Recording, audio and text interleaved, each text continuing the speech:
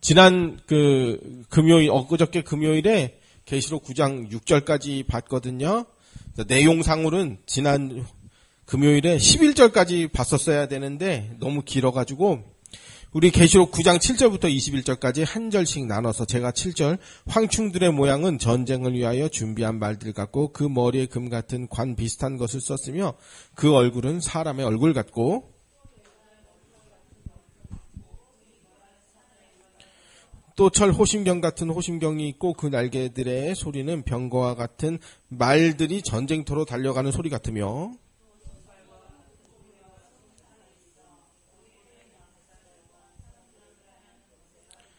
그들에게 왕이 있으니 무저갱의 사자라. 히브리어는 그 이름이 아바돈이요 헬라어는 그 이름이 아볼로온이더라.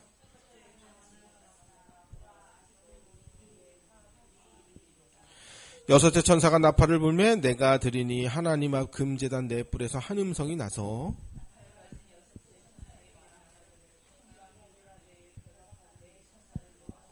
네 천사가 놓였으며 그들은 그 년월 일시에 이르러 사람 3분의 1을 죽이기로 준비해 된 자들이더라. 이 같은 환상 가운데 그 말들과 그 위에 탄 자를 보니 불빛과 자줏빛과 유황빛과 호심경이 있고 또 말들의 머리에는 사자의 머리 같고 그 입에는 불과 연기의 유황이 나오더라.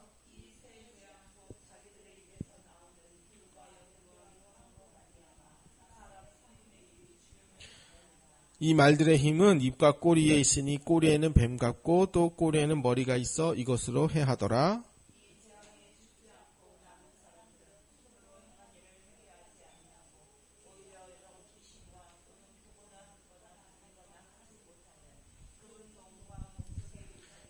같이요 또 그 살인과 복술과 음행과 도둑질을 회개하지 아니하더라. 아멘을 이거 하기가 조금 겁나죠? 그 아멘 하면 아예 그리 되기 원합니다 그런 뜻인데 주여 용서해 주시옵소서 죄를 회개합니다 이렇게 이제 화답을 해야 되는데 이 살인과 복술과 음행과 도둑질을 회개하지 않는 이런 악한 죄인들에게 하나님이 이렇게 벌을 내리신다더라. 그래서 우리는 하나님의 재앙을 받는 직접적인 대상자가 아닌 우리는 이마에 인을 맞은 자들입니다. 이것을 이제 계시록이 계속 알려주는데, 이제 지난 금요일 엊그저께에 이어서 계시록은 이 땅에 사는 우리가 이미 우리 개혁신학의 큰 주제예요. 이미 완성된 하나님의 나라. 그런데 아직 완성은 되지 않았다. 이제 완성되어져 가는 하나님의 나라로 우리는 가고 있다. 이미 완성된 하나님의 나라와 아직 완성되지 않은 하나님의 나라라는 긴장감 속에 살아야 한다는 것을 계시록이 계속 알려주고 있습니다. 사탄을 영원히 예수님이 무저갱에 잠그시는 다시 오시는 날 무저갱에 잠그실 텐데 새하늘 새 땅 영원한 천국이 그날에 이제 도래하게 될 건데 그 전까지는 사탄도 발악을 할 겁니다.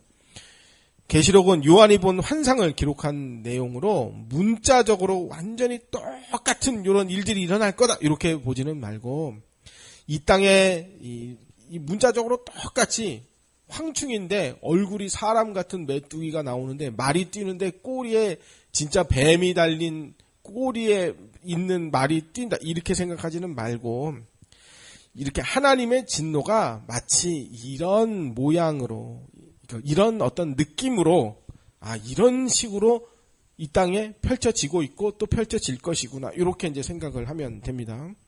8장 13절에 계시록 8장 13절에 뭐라고 했었냐면 공중에 날아가는 독수리가 화가 있을 것이다 이렇게 3번을 언급하고 날아갔단 말이에요. 그 중에 첫 번째 화가 이제 요한계시록 9장 1절부터 시작된 금요일부터 지금 보고 있는 내용이 이제 첫 번째 화입니다.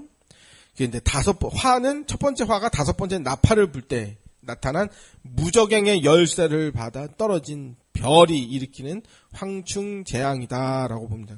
무저갱은 어떻게 만들어졌냐? 그러면 이제 또 해석이 또 여러 가지예요. 또 운석이 우주에서 날아온 운석이 땅에 구멍을 내서 그게 무적행이 됐는데 거기에 뚜껑이 열리면서 황충이 올라왔다. 뭐 아볼루원이 그 운석 떨어진 그 자리에서 올라왔다. 이렇게 얘기하시는 분도 있는데 그건 모르겠어요. 사람 3분의 1이 죽으려면은 엄청난 재앙이니까 이거는 핵전쟁이나 혹은 뭐 3차 세계대전이다. 이렇게 얘기하시는 분도 있는데 저는 뭐 그것까지는 모르겠어요. 그럴 수도 있고 아닐 수도 있고 저는 모르겠습니다. 그거는. 어쨌든 간에 이 무적행의 열쇠를 받아 떨어진 별이 일으키는 것이 이제 5번째 재앙, 황충 재앙이다. 그러면 이 지구상에 언젠가 황충, 뭐 메뚜기인지 여치인지 이게 느치인지 방앗개비인지 이런 것들이 잔뜩 나와가지고 사람을 진짜 죽이느냐 문제죠. 저는 그렇게 보진 않고 이게 하나님의 재앙이 인간이 감당할 수 없는 죄인들이 그걸 거역할 수 없는 그렇게 그래서 이기고 또 이기더라.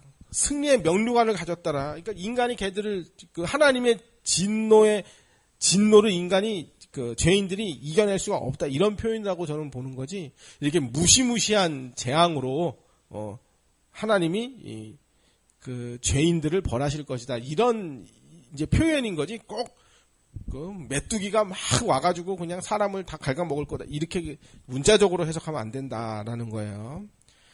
그러니까 저 사사기 같은 데 보면은 저 아멜렉의 군대가 마치 메뚜기 떼처럼 많다. 그거는 많다는 얘기지 진짜 메뚜기가 왔다는 얘기가 아니잖아요.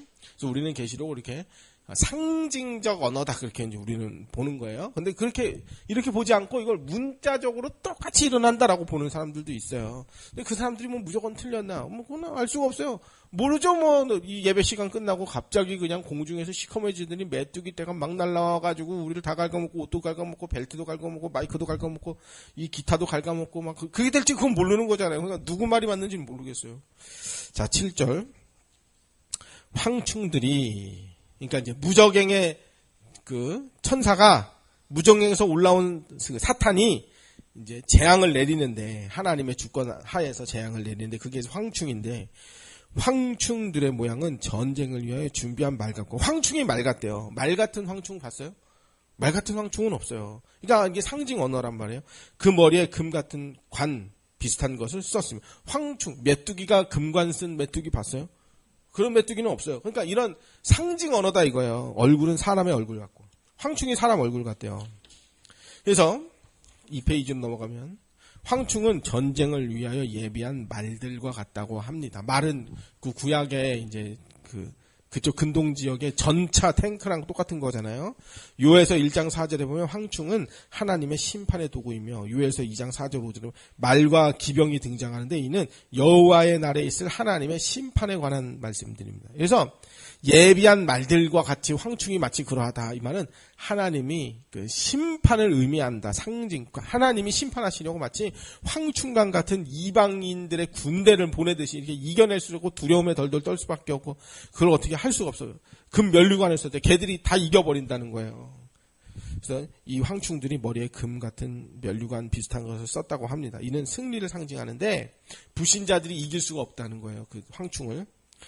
인 맞지 않은 불신자들이 아무리 황충을 이기려 해봐도 도저히 이길 수가 없으며 황충 때문에 엄청난 고통을 받는다. 그러니까 하나님의 심판과 불신자를 회개하지 않는 자들을 향한 재앙 때문에 그들이 큰 고통을 받게 될 거다 이 말입니다. 우리는 입 맞은 자들이기 때문에 재앙의 대상자가 아닙니다. 또 황충은 그 얼굴이 사람의 얼굴 같다. 황충인데 사람 얼굴 한 거 봤어요? 실제로는 없어요. 사람 얼굴 가진 메뚜기는 없어요. 이는 무슨 의미냐? 인간처럼 그 황충이, 그 사탄이, 마치 사탄이 부리는 그 졸개들, 악한 영들이 인간처럼 지능과 명철을 가지고 있어. 그 하는 행위가 아주 기묘하고 간악하다. 그런 뜻이 되겠습니다. 또 사탄이 인간을 자신의 졸개처럼 사용한다. 그런 해석도 있습니다. 또 8절에 또 여자의 머리털 같은 머리털이고 황충의 머리털이 여자의 머리털 같대요. 그 이빨은 사자의 이빨 같대요. 마치 그 삼손의 머리처럼 힘이 강하여 재앙을 일으키는 능력이 강하다라고 이렇게 보여집니까? 하나님이 이 땅을 죄인들을 심판하시려고 악한 영들을 사용하실 때 인간이 그걸 당해낼 수가 없다. 이제 이런 표현이 되겠습니다.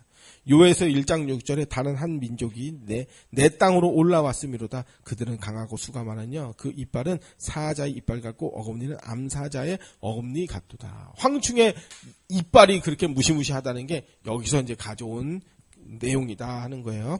황충은 암사자의 어금니 같다는 표현이 있었는데 그게 요에서 1장 6절을 반영한 것으로 보입니다. 황충들의 탐욕과 잔인함, 무서운 공격력, 황충의 그 식욕의 왕성함 이런 것들이 이제 그 수목을 남겨놓지 않고 싹 쓸어가듯이 그만큼 이제 철저하게 파괴시킨다 하는 거예요. 바벨론을 세상 나라를 하나님이 이렇게 무너뜨리신다 하는 거예요. 또 계시록 9장 9절 또 철호심경 갑옷 철호심경 같은 것이 있고 그 날개들의 소리는 병거와 많은 말들이 전쟁터로 달려가는 소리와 같으며 그랬습니다. 마치 황충이 철 갑옷을 입고 전쟁터에 말을 타고 달리는 무서운 이미지를 표현했습니다. 그러니까 미래의 메뚜기가 철 갑옷을 입고 사람 얼굴하고 나타날 것 이런 의미가 아니라 하나님의 심판이 마치 이러이러하다. 이렇게 무섭고 이렇게 불신자들이 감히 어떻게 이거를 거부할 수가 없고 그런 의미다 하는 거예요. 10절 또 전갈과 같은 꼬리와 쏘는 살이 있어 그 꼬리에는 5달 동안 사람을 해하는 권세가 있더라. 그래서 마귀의 권세를 의미하는 그 전갈의 꼬리처럼 독을 쏘는 치명적인 공격에 의해서 5달 동안, 그러니까 어떤 특정한 기간 동안 5달이라 해서 2027년 3월 5일부터 8월 5일까지 이런 기간이 아니라 문자적으로 진짜 5달 이렇게 보지 말고 하나님이 정하신 어떤 진노를 내리시는 기간이다. 이렇게 불신자들이 고통을 받게 될 거다라고 하는 거예요. 사탄의 쫄개 같은 황충들은 사람을 죽이지는 못하고 괴롭게만 한다고 했습니다. 그게 더 힘든 거예요. 그죠? 차라리 칵 죽어버리면 그냥 끝났는데 죽지도 못하고 계속. 근데 우리 그런 사람들 고백하는 사람들 많이 보잖아요. 우리 병원 전도 가거나 어디 콧줄 끼고 누워있는 사람들 보면 그러잖아요. 그런 생각 들잖아요. 아, 차라리 죽는 게 낫지. 저렇게 얼마나 고생스러워. 그리고 젊은 사람들도 그런 사람들 많이 있어요. 정신적으로 고통당하고 그런 사람들. 차라리 난 죽고 싶어. 그래서 이제 자살하는 사람들도 있고 그렇게 되는 거 아닙니까? 어쨌든 이것들이 악한 영들의 실체입니다. 악한 영들은 하나님의 백성을 대적하기도 하고 또 자신을 추종하는 죄인들을 파멸로 이끌어갑니다. 특히 이런 악한 영들은 예수님이 재림이 가까울수록 더 극심하게 활동을 하고 우리 사람을 공격할 겁니다. 11절 그들에게 왕이 있으니 황충들 악한 영들의 왕이 있대요. 무적응의 사자라. 사탄을 말하는 거죠. 히브리어는 그 이름이 아바돈이요. 헬라어로는 그 이름이 아볼론이더라. 황충들에게는 사탄이라는 왕이 있습니다. 사탄은 참소자라는 뜻이고 히브리어 아바돈, 헬라어 아볼론이면 파괴자라는 뜻입니다. 3페이지. 사탄의 그 분열시키고 깨뜨리고 파괴시키려는 일을 하는데 사탄의 가장 큰 목표는 하나님과 사람의 화평을 파괴시켜버리는 일이 이제 사탄의 일입니다. 어디서 이 사탄의 일이 처음 나타나냐면 최초의 가정이며 교회였던 아담과 하와를 사탄이 무너뜨렸습니다. 하나님과 사람 사이에 분열을 만들고 사회와 국가 등등 모든 곳곳에 이간질과 전쟁과 다툼을 유발하는 게 사탄이 하는 일입니다. 아담 이후 사탄은 파괴가 가득한 인류 역사를 조장하고 있습니다. 물론 인간이 죄를 지어서 인간 책임이에요, 다. 근데 사탄도 죄를 짓도록 부추기고 죄를 지으라고 계속 유도하고 또 때로는 인간을 활용하고 전인격적으로 장악해서 악을 행하도록 만들기도 합니다. 요한일서 3장 12절 가인과 같이 하지 말라. 그는 악한 자에게 속하여 그 아우를 죽였으니 어떤 이유로 죽였느냐. 자기 행위는 악하고 그 아우의 행위는 의로움이라 했습니다. 가인이 악한 자 사탄에게 속해서 아우를 죽였다고 하는데 이것이 바로 사탄의 정체입니다. 이와 반대로 하나님께서는 계속적으로 구원의 역사를 진행시키십니다. 하나님의 은혜를 받은 사람들, 우리들은 하나님의 거룩한 부르심을 받은 사람들로 또 하나님은 이 은혜 받은 사람들로 하여금 하나님의 나라를 전파하며 살도록 또 역사를 일으켰어요. 그러니까 마귀 역사도 인류 역사 내내 계속 일어날 것이고 하나님의 복음 전파 사역도 사람을 통해서 계속 진행될 것이고 이게 우리 무천년설의 입장이에요. 자, 12절 13절 첫째 화는 지나갔으니 보라 아직도 이후에 둘이 있으리로다. 그래서 화가 있을 것이다. 그래서 첫째 화는 다섯 번째 나팔로 이렇게 진행되면 이제 두 번째 화, 여섯 번째 나팔 시작되는데 13절 여섯째 천사가 나팔을 불매 내가 들으니 그 하나님 앞 금제단 네 뿔에서 한 음성이 나서서 사탄과 악령들이 사람을 공격해서 죽을 만큼 고통스러운 인생을 사는 모습이 이제 첫 번째 화의 모습이었다 하면 이제 두 번째 화가 시작되는데 여섯 번째 나팔을 불면 이제 그것이 시작이 돼요. 여섯째 천사가 나팔을 불자 하나님 앞 금제단 네 뿔에서 나는 음성이 이제 들렸는데 계시록 8장에도 보면은 8장 3절에 보좌 앞 금제단은 성도들의 기도가 하나님께 올려진 곳이었고 그 성도들의 신원과 그 탄식 소리에 하나님이 이제 응답하셔서 그 나팔 재앙을 시작하셨잖아요. 그래서 그렇게 해서 바벨론을 향한 하나님의 진노가 성도들의 기도에 의해서 부어진다는 것을 이제 또 여섯 번째 재앙 앞에서 한번 보여주는 거예요. 그러니까 우리가 이 계시록 8장이 그 8장에서 보면은 이제 순교자들 그리고 하나님의 백성들 고난당하고 피파당하는 그 당시 그 초대교회 성도들의 그 제발 살려달라고 기도를 하고 간절히 하나님을 의지하고 우리의 이 억울함을 하나님이 돌아보아 주세요. 그리고 출애굽기에 보면은 그 백성들의 그 고통 소리가 신음 소리가 하나님 귀에 상달되었을 때 하나님이 애굽 땅에 재앙을 내리셔서 그들을 구원해 내셨잖아요. 그러니까 이 땅을 심판하신다 그러면 우리를 구원하시는 거예요. 근데 우리의 기도와 함께 하나님이 그렇게 일을 하신다는 거예요. 14절 나팔 가진 여섯째 천사에게 말하기를 큰 강 유브라데에 결박한 네 천사를 놓아주라 하며 제단에서 나오는 음성은 나팔 가진 여섯째 천사에게 큰 강 유브라데에 결박한 네 천사를 놓아주라라는 명령을 해요. 그런데 네 천사들이 유브라다에 결박되어 있는 천사들이었다라고 하는데 유브라데는 그 당시에 로마 제국의 동쪽 경계선으로 바벨론과 로마 제국이 치열하게 싸웠던 지역이었다고 합니다. 그래서 요한은 당시 로마에 압제당하고 고통받는 성도들에게 희망과 용기를 주려는 목적으로 계시록을 기록했는데 그 내용을 로마 사람들이 보면 안 되니까 유대나라 사람들은 유대나라 사람들이 보고 쉽게 이해할 수 있는 은어를 사용했는데 그게 구약을 갖다가 전부 인용을 해가지고 사용을 한 거예요. 유대나라 사람들은 알잖아요. 구약에 어떤 표현이 있다는 걸, 그게 무슨 의미라는 걸 알잖아요. 근데 로마 사람들은 그걸 봐도 이게 뭐야? 이렇게 그러니까 은어를 쓴 거예요. 계시록은 전부 다 그렇게 한 겁니다. 일반 신약 성경에 마태, 마가, 누가, 요한 이런 데 보면은 뭐 성경에 응하시기를 뭐 이사야의 글에 이렇게 있었기를 그걸 인용했다는 말이잖아요. 근데 계시록에는 뭐 어느 글에 뭐 요엘의 글에 이런 표현이 있었기를 이런 표현이 없죠. 왜냐면 로마 사람들이 보고 뭐야? 요엘에 어디에 이게 있었어? 그럼 찾아가 보자. 뭐야? 그럼 우리 애를 하나님 심판하는 거야? 니들 다 일로 와 죽자 오늘. 이렇게 해야 되니까 그걸 안 쓰고 이제 그 단어 표현을 그대로 그냥 가져와오니까 유대 사람들이 보고는 이게 이런 의미구나 알 수 있는데 로마 사람들이 그걸 봤을 때는 그게 무슨 말인지 모르는 거죠. 세상 나라를 대표하는 바벨론과 당장 기독교인들을 고통스럽게 하는 로마의 심판이 임할 것이라는 메시지가 바로 유브라다의 천사가 진노를 부을 것이다. 유브라다에서 올라온 네 천사가 진노를 부게 될 것이다. 15절 네 천사가 놓였으니 유브라다의 강에 결박되어 있던 네 천사가 놓였으니 그들은 그 연월일시에 이르러 사람 3분의 1을 죽이로 준비된 자들이더라.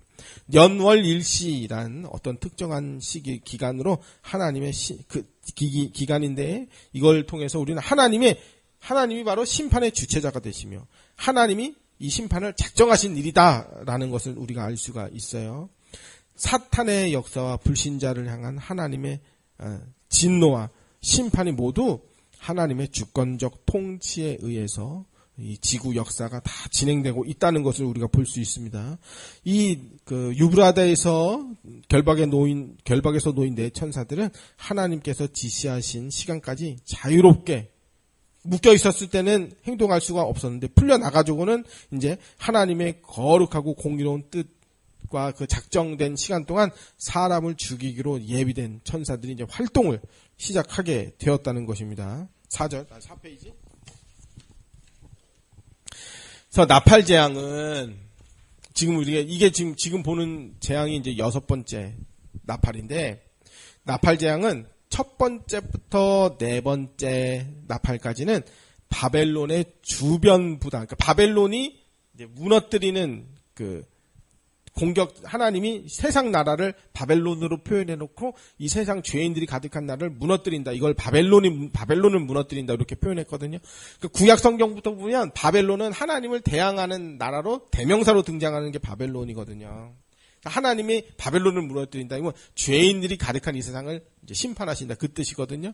그래서 바벨론의 주변부라고 할 수 있는 자연계에 대한 심판이었다면, 이제 다섯째, 여섯째 나팔은 바벨론의 본진이라고 할 수 있는 죄인들을 직접적으로 향하는 심판이다. 이렇게 볼 수가 있어요. 사람 중에 3분의 1을 죽일 거다라고 했는데, 이 표현은 세상 나라 바벨론과 죄인들을 직접적으로 겨냥한 엄청난 재앙이다. 3분의 1이 죽는다. 이건 뭐 대단한 재앙이죠. 이게 뭐 세계 3차 대전이냐, 뭐 4차 대전이냐, 혹은 뭐 러시아와 미국의 핵전쟁이냐, 혹은 뭐 딥 임팩트 달이 뭐 지구로 떨어지는 거냐, 뭐 해일이냐, 뭐 에베레스트산이 무너지는 거냐, 뭐 옥황상제가 화를 내는 거냐. 그건 뭐 모르겠어요. 그렇게 말하는 사람들도 있는데 저는 그것까지는 모르겠어요. 16절 마병대의 수는 2만만이니 내가 그들의 수를 들었노라. 그러니까 악한 영들이 이렇게 그 죄인들을 죽이기 위해서 동원이 되는데 그게 마병대의 수가 2만만이래요. 유브라데의 악한 네 천사가 이끄는 마병대의 수가 2만만에 2 곱하기 만 곱하기 만 해서 2억을 2만만이라고 한다고 합니다. 근데 2억 정도, 당시 이 정도의 군대는 그 당시에는 없었대요. 그러니까 이들은 실제 군대가 아니라 하나님이 죄인들을 심판하시려고 부르시는 악한 천사들, 악한 영들이다. 이렇게 보는 것입니다. 그럼 우리가 생각해 볼 수가 있어요. 아니, 하나님은 복되시고 선하시고 착하시고 사랑이 많으시고 인자와 자비가 긍휼이 풍성하신데 왜 사탄과 악한 영들을 사용하셔서 인간을 괴롭게 하시고 죽이시는가? 아, 이건 아니야. 그래서 요하의 증인은 하나님이 심판하는 하나님은 아니야. 이렇게 생각하고, 또 번영신학과 그 짬뽕 그 무속 기독교에서는 심판에 대해서 하나님 복 내려주는 분이지 하나님 심판에 대해서는 절대 말 안 하죠. 계시록이나 종말론 같은 건 얘기 안 해요. 이 땅에서 복 받는 게 목적이니까. 근데 하나님이 왜 악인들을 심판하시고 심지어 사탄과 악한 영들까지 동원해서 죄악된 인간들을 벌하시느냐면 그게 하나님의 공의로우심입니다. 하나님은 죄와 부정을 없애버리시고 정결하게 하셔야만 그게 하나님의 거룩입니다. 서한이 가서 앉으세요. 그 말탄자처럼 그렇게 화와 진노를 쏟아붓는 악한 천사 역할 하지 말고 가서 앉으세요. 앉으세요. 자, 그래서 유대인들에게 2만만은 셀 수 없이 많다라는 용어가 되겠습니다. 앉아, 왜 때리고 그래? 저기야 황충같이. 자, 구약 성경에도 이제 천천만만이라 이렇게 천사가 천천만만이라 그러면 이제 무수히 많은 천군 천사를 말하는데 계시록에서 마병대의 수가 2만만이라 이거는 또 무적행 이 표현은 무적영에서 올라오는 황충 때처럼 그 숫자가 셀 수 없이 많다. 그러니까 도저히 죄인들이 이걸 이겨낼 수가 없다. 그런 뜻이 되겠죠. 17절 이 같은 환상 가운데 그 말들과 그 위에 탄 자들을 보니 불빛과 자줏빛과 유황빛 호심경이 있고 또 말들의 머리에는 사자머리가 말머리가 사자머리 같대요. 그 입에는 불과 연기와 유황, 입에서 불과 연기의 막 마치 용이 불을 뿜듯이 그렇게 나온대요. 18절. 이 세 재앙 곧 자기들의 입에서 나오는 불과 연기와 유황으로 말미암아 사람 3분의 2이 죽임을 당하니라. 엄청나게 무서운 일이에요.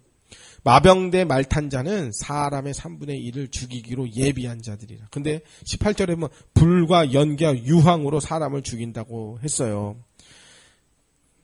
그러면 이제 뭐 스트리트 파이터에 나오는 그 간디처럼 장풍을 입으로 쏴가지고 불장풍을 쏴가지고 사람을 죽이는 건가요? 그런 게 아니라 불과 연기와 유황은 심판을 상징하는 표현입니다. 하나님의 심판으로 죄인들에게 죽음이 임하며 3분의 1이라는 엄청난 숫자가 죽게 될 것이다. 이런 의미입니다. 그래서 이 땅에는 하나님의 심판과 죄의 결과로 인한 죽음이라는 아주 두려움과 공포가 짙게 깔려 있습니다. 인간이 창조주를 거부하고 죄악 가운데 살아가는 그 악인들에게 대해서 하나님은 반드시 심판하십니다. 이 땅의 수많은 죽음의 역사는 하나님의 심판의 의미다라고도 우리가 볼 수 있어요. 이것은 최후의 심판, 이렇게 저기 때에 예수님 재림 직전에 모든 사람이 그냥 전쟁이 나고 아마겟돈 목성이 지구를 틀고 충돌해서 그냥 다 끝장날 거다. 세대주의 쪽에서는 이렇게 얘기를 하는데 우리는 막판에 그냥 진노가 확 쏟아진다. 이렇게만 보지는 않고, 그러니까 예수님 재림 직전에 마귀가 엄청나게 발악을 할 거다. 이거는 우리는 생각하지만 맞다고 생각하지만 그렇다고 해서 꼭 그때만 재림 직전에만 일어나는 일이다. 이렇게 못 박아두진 않고 이 내용의 문맥을 보면은 이 세상 역사 가운데서 이루어지고 있는 일이기 때문에 이미 이 세상에 벌어지고 있는 상황이다. 우리는 그렇게 봐요. 그래서 요한계시록에 우리는 이 재앙들이 일어나는 시점이 언제냐면 예수님이 보좌 위에 재위하신 때부터 예수님이 앞으로 재림하실 때까지다. 우리는 그렇게 봅니다. 근데 이게 우리가 노인복지 같이 하면서 또 병원 정도 하면서 병상에 누워서 고통받고 신음하는 사람들 볼 때 너무 안타까워요. 그런데 그 이면에는 그런 모습을 보면 우리가 하나님을 향해서 두려움을 느낄 때가 있어요. 아, 이게 하나님이 죄인들을 이렇게 벌하시는 거구나. 죄의 결과가 이렇게 죽음이라는 끔찍한 모양으로 나타나는구나. 우리는 그걸 볼 수 있단 말이에요. 보면 그래요. 아, 나 좀 죽여줘. 나 좀 죽여줘. 얼마나 괴로우면 그렇게 하겠어요? 근데 죽고 싶어도 죽지를 못해요. 그러니까 뭐 이제 카페 운영하면서 채팅으로 이제 상담도 하고 대화도 하고 하기도 하잖아요. 정신과 질환 있는 사람이 있어요. 오늘도 자살하려고 저기 한강 가서 뛸까 말까 하다가 그냥 왔어요. 뭐 이렇게 말해요. 그 말은 이제 자기가 이렇게 괴롭다는 걸 알아달라는 거지, 뭐, 뛸 거냐 말 거냐를 저보고 결정해달라는 건 아니죠. 근데 하도 그 말을 하루에 몇 번씩 그래. 아, 이제 자살하고 싶어요, 젊은 사람인데. 그렇게 말하는 사람은 얼마나 괴롭겠어요? 그러니까, 이걸 보면서, 하나님의 심판이 이렇게 무섭구나. 우린 그런 걸 느낍니다. 그러니까 우리 전체적인 문맥을 볼 때 이런 죽음의 재앙을 경험하는 사람들은 하나님의 입맞은 사람들이 아니라 하나님에 대하여 반역적인 삶을 살았던 사람들입니다.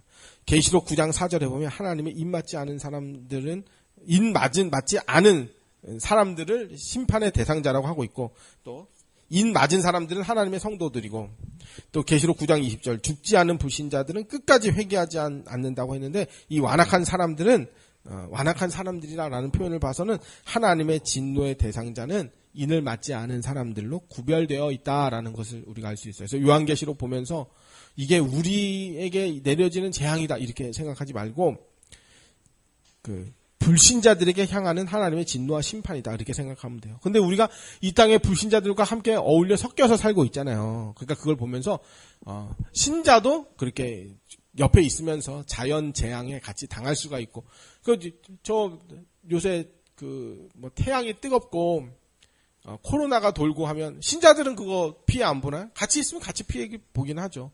혹 그런 피해를 보면서 자연 재앙 때문에 신자가 고통을 받아도 우리는 영원한 천국이 예비되어 있으니까 안전한 것이고, 불신자들은 인생에 해답이 없으니까 어떻게 뭐 이걸 이겨낼 수가 없으니까 불안과 공포에 떨 수밖에 없는 거고, 대응 방법이 벌써 다르잖아요. 대처하는 그 마음 자세가 벌써 다르단 말이에요. 우리는 하나님의 나라의 반역적인 사람들에게는 죽음이라는 하나님의 심판이 있음을 우리 주변에 빨리빨리 알려주는 게 진정한 복음 전파예요. 그러니까 복음 전파의 방법이 예수 믿고 복받고 잘 살고 행복하게 부자 되세요. 이건 번영신학과 바벨론 신학이에요. 이건 가짜 복음이에요. 진짜 복음은 하나님의 진노와 심판이 있다는 걸 알려주는 게 진짜 복음이에요. 이 땅의 역사 속에 일어나는 죽음들은 다 하나님의 심판의 결과다.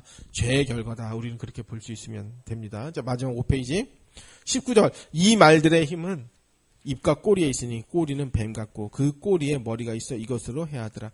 이 재앙에 죽지 않고 남은 사람들은, 이게 3분의 1이 죽고 3분의 2가 남아있는데, 그걸 이런 모습을 봤으면 회개하고 살려달라고 하나님 앞에 엎드려야 될 거 아니에요. 근데 죽지 않고 남은 사람들은 손으로 행한 일대로 회개하지 아니하고 오히려 여러 귀신과 보거나 듣거나 다니거나 하지 못하는 금, 은, 돈과 목석과 우상에게 절하고 그 살인과 복수가 지들이 행한 나쁜 짓들, 도둑질을 회개하지 아니하더라 했습니다. 아무리 우리가 하나님 믿어라, 예수님 믿어야 돼요, 천국 가야 돼요, 지옥 가면 안 돼, 얘기해도 뭐 너나 잘해라 하는 사람들 있잖아요. 그죠? 딱 이 모습이에요. 그 사람들이 이제 하나님의 심판에 그 무서운 재앙을 당할 때 막 울고 하겠죠. 말들의 힘은 19절에 입과 그 꼬리에 있고 뱀 같으며 꼬리에는 머리가 있고 이것이 사람을 해야 한다라고 했는데, 그러니까 말의 꼬리가 뱀이에요. 근데 꼬리에 얼굴이 있어요. 이런 실제로 동물은 없죠. 그러니까 이게 사탄의 권세를 의미하는 게 다 상징 언어예요. 사탄의 권세를 의미해요. 사탄의 역사는 하나님의 허락하에 사람에게 재앙을 줍니다. 욥기를 보면 우리가 딱 알 수 있잖아요. 20절. 이 재앙에 죽지 않고 남은 사람들은 손으로 행한 일을 회개하지 아니하고 오히려 여러 가지 귀신과 보는 것과 듣거나 다니거나 하지 못하는 금은동 목석 우상에게 절하고 그 살인과 복술과 음행과 도둑질을 회개하지도 않았더라 했습니다. 그러니까 이 재앙에 죽지 않고 남은 사람들, 이게 여섯째 재앙을 말하는 건데, 여섯째 재앙에 죽지 않고 남은 사람들은 그 손으로 행하는 일을 회개하지 않는다 그랬어요. 그러니까 손으로 행한 것, 그 인생 전부 다 죄 짓고 살았으면서 하나님의 재앙을 보면서도 회개도 안 하더라 하는 거예요. 그러니까 벌받아 마땅하다 이 말이에요, 지금. 그래서 지금 우리 주변에도 보면 완악한 거짓 선지자들, 지금 난리가 났잖아요. 겉으로는 뭐 아닌 척하고 있지만 속으로는 조마조마할 거예요. 이 진실을 알게 될까 봐서. 이 재앙이 그들에게 내려지고 있는데도 거짓 교리를 옆에서 지적해주고 그들의 부패한 행실과 손으로 행한 범죄들을 지적해줘도 회개하지 않는 모습이 어떻게 가만 보면 요한계시록 이 나팔 재앙과 비슷해 보여요. 야, 어떻게 그렇게 저러지? 아, 저 사람들은 거짓 선지자 하기로 작정했구나. 처음에 뭐 몰라서 아니라고 막 부정하고 거짓말로 호도했다 해도 이제는 다 증명됐는데도 야, 저 사람들은 하나님을 두려워하지 않는 사람이구나. 그런 걸 느끼겠더라고요. 지금 특히 이 범죄 집단, 범죄 교단에 속한 목사들을 보면 잘 알 수 있어요. 아, 쟤들은 회개하지 않는구나. 가짜들이구나. 그래서 우리가 회개는 진짜 하나님의 은혜로 이루어진다는 걸 날마다 봅니다. 인간의 이 죄악된 본성으로는 스스로 돌이키는 것이 불가능합니다. 당장 이단 목사들과 또 출애굽기에 나오는 바로 왕만 봐도 하나님께서 철저하게 재앙을 내려 그 땅을 어렵게 만들지만은 그래도 끝까지 회개하지 않는 것을 봐요. 그래서 하나님의 은혜가 임해야 회개도 가능한 것이구나. 우리는 이걸 봅니다. 진짜 하나님 은혜예요. 이들은 회개하지 않고 도리어 여러 귀신을 숭배하고 우상 숭배에 빠져버립니다. 살인이나 복술, 음행, 도적질, 이건 모두 그들이 행한 일들입니다. 회개하지 않은 완악한 자들은 필연적으로 우상 숭배, 도덕적 타락이 부패한 열매들이 맺히게 된다는 것을, 필연적으로 맺히게 된다는 걸 우리가 알 수가 있어요. 겉으로는 나는 그거 안 가르쳐. 나는 그 단체에 있었지만 나는 안 가르쳐. 그거 말도 안 되는 소리예요. 진정으로 회개했다면 우상에게 절하지 않는 구체적인 거룩한 행동 변화가 나타나야 정상입니다. 이런 구체적인 회개의 열매가 맺혀지지 않는다. 그건 가짜예요. 하나님의 심판을 보면서도 더욱 하나님의 심판을 보면서도 심판받을 대상자의 상태로 자꾸 빠져 들어가고 있는 것을 볼 수가 있어요. 참된 회심이 없는 것은 참된 회심이 없다. 그건 여전히 저주 가운데 빠져 있는 사람이다. 그렇게 생각을 해야 됩니다. 이제 앞으로 이 땅은 먹고 살기 좋아지고 또 문명이 더욱더 발달할수록 인간의 윤리와 도덕은 땅에 떨어지고 하나님 앞에 벌 받을 만한 혐의들만 계속 쌓아가는 인류 역사가 급진적으로 발전하게 될 거예요. 언제 예수님 재림 심판하고 오실까요? 그럼 우리는 알 수 없지만 구약을 봤을 때 죄악이 이 땅에 가득하면 안 되겠다, 야 쓸어버리자. 그러면 그땐 심판이 오는 거예요. 소돔 고모라를 봐도 그렇고 바벨탑을 봐도 그렇고 노아의 홍수도 그렇고 아모리의 죄악이 가득하면 이스라엘 백성들이 그 땅을 장악해 버리는 거예요. 이렇게 언제 예수님이 재림할까요?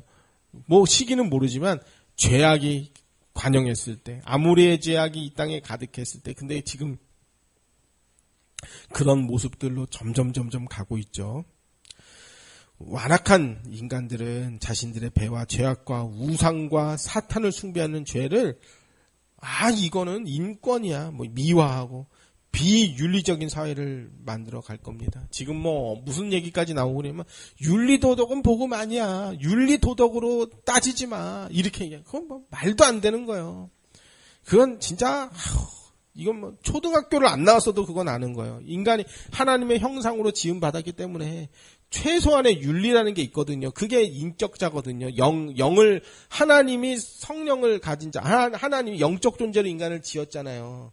그게 그 안엔 윤리 도덕이 포함되고 그러니까 거룩이 옳다는 걸 인간은 다 알고 있거든요. 안 가르쳐도 초등학교를 안 다녀도 그건 아는 거예요. 잘못된 건 잘못된 거고 틀린 건 틀린 거야. 의로운 건 의로운 거야. 이거는 인간이라면 아는 거거든요. 근데 지금 거짓 선지자들은 계속 그렇게. 그 경찰이 흑암 세력이라고 했어요. 경찰이 흑암 세력이래. 아휴, 참 쓰레기 놈들 진짜. 자, 그래서 당장 오늘만 우리 주변 사람들만 봐도 그 창조 질서를 여기는 생명 윤리가 바닥에 떨어져 있어요. 지금 뭐 법으로 다 통과되고 있잖아요. 불륜은 이제 더 이상 불법이 아니죠. 낙태, 동성애 이것들은 다 이제 여성 인권 해가면서 다 합법화가 되고 있죠. 이런 것들이 이제 죄로 취급도 안 해줘요. 어린애를 죽였다. 그러니까 다 큰 성인을 죽였다. 30살까지 인생의 청춘을 살아본 사람을 내가 죽였다. 이거랑 뱃속에 있는 어린애를 죽였다. 이거랑 무슨 죄가 더 큰가요? 뱃속에 있는 죄는 저항할 힘이 아무것도 없는데 더 잔인한 거지. 그거는 뭐 살인 안 되는 거지만은. 근데 그거는 인권이라고 해서 허용을 해줘요. 이건 죄 아니야. 아니요, 그것도 죄예요. 얼마나 큰 죄예요. 아무 저항도 못하는 그 생명을 그렇게 뱃속에 있는 걸 잘라버렸다는 게 얼마나 큰 죄예요. 근데 이거는 죄가 아니라고 이제 그렇게 나와버리잖아요. 그러니까 우리가 바른 복음과 바른 말씀을 듣고 회개하며 자신을 돌아보고 우리는 영원한 천국을 소유한 백성답게 의의 흰옷을 입고 거룩한 예복을 준비할 마음을 우리가 가졌다. 그건 죄는 안 돼. 이런 마음 우리가 성령이 부어주는 마음 가졌다. 이거는 엄청난 은혜입니다. 이건 진짜 엄청 큰 은혜예요. 이런 계시록의 재앙들 보면서 우리가 그 심판의 대상자가 아니다. 이거 엄청난 그래. 천국에 가면 알게 될 거예요. 야, 하나님이 나를 택하지 않았으면 우리가 그 지옥불에 떨어졌을 텐데, 야, 난 정말 내가 복 받은 사람이구나. 그걸 알게 되겠죠. 기도하겠습니다.